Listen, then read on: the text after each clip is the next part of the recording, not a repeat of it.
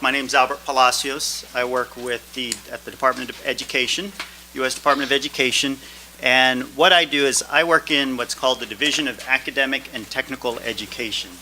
So that is an office that focuses on getting students from high school into college, but also understanding the technical education that students need to have to succeed both in college, but also in any career that they might be able to pick up through those technical skills. So one big chunk of what I do is I do research into games and technology and iPhones and iPads and all of that.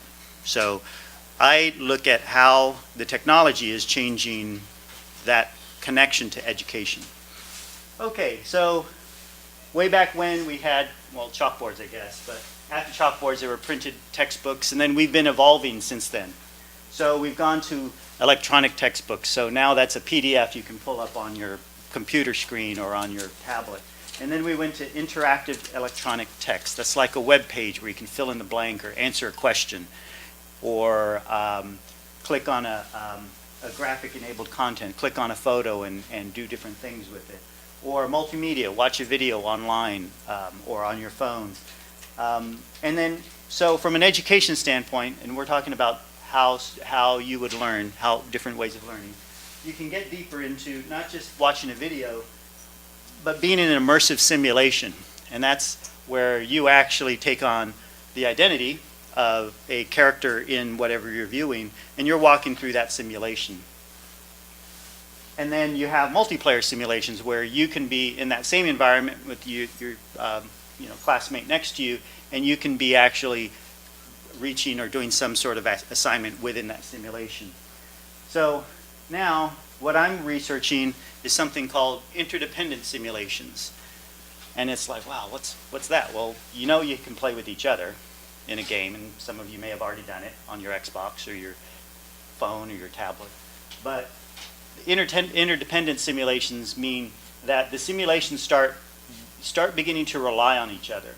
So if you build something in your simulation, that now becomes visible to others, and you can do other things with that. So Minecraft is a good example. You can have environments where you build things, and then you can share that environment with somebody else. So, but how do you adapt that to the learning environment? That's what I'm looking at.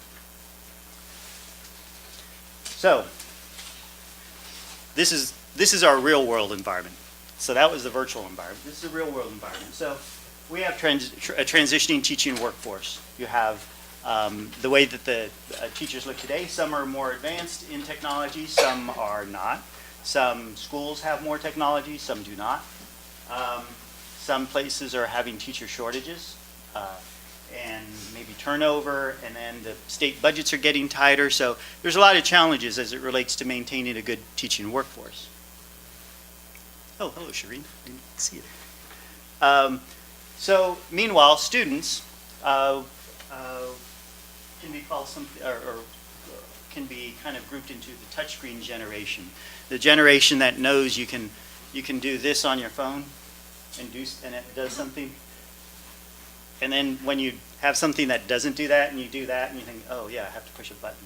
So, but this is now becoming second nature. I mean, you have babies starting to do that. Just like babies used to pick up the remote and used to know, or your cell phone, the flip phone, and used to hold it up because they knew how that worked. Well, now that's the touchscreen generation. Pretty soon, that's going to be the touchless generation, because you're not going to have to do that. You're going to have to look at it, or you're just going to have to go like this. I mean, this phone can already do that. I don't have to touch this to take a picture. I just say smile and it takes a picture. So it's translating from transitioning from a touchscreen generation to a touchless generation, just like your Wii's and your Xbox Kinetics and things like that. So you don't have to interact with them anymore. Social media natives. I was talking to two young room monitors, and I asked them what do they do with their phones. One of them said text message. That's just a natural way of communicating for students and young adults. So, and then that they have technology from a very young age. I mean, I didn't really get exposed to my first computer until I was probably 14 or so, and now I mean, students and children are exposed to technology in the first few years of their life, and they're starting and they're growing up with it. So it's becoming a more native understanding of technology, and that's a good thing.